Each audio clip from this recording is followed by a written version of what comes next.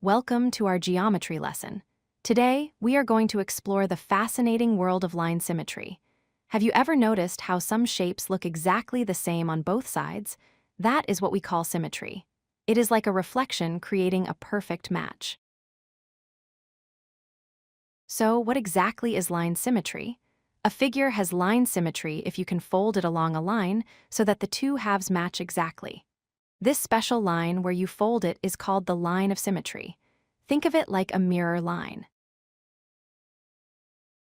Let's look at some letters from the alphabet.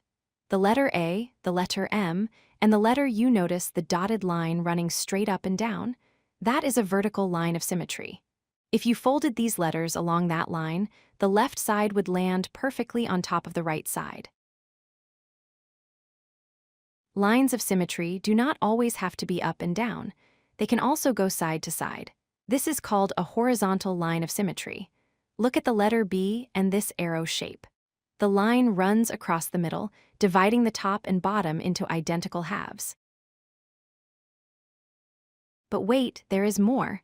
Some shapes, like this square, are supersymmetrical. Not only does it have vertical and horizontal lines, but it also has diagonal lines of symmetry.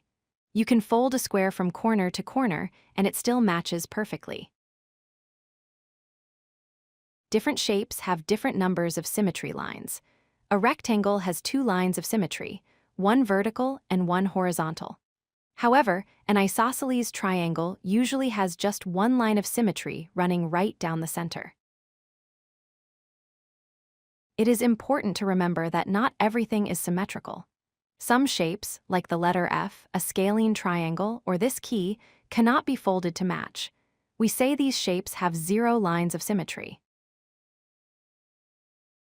Here is a champion of symmetry. The circle. You can draw a line through the center of a circle in any direction, and it will always be symmetrical.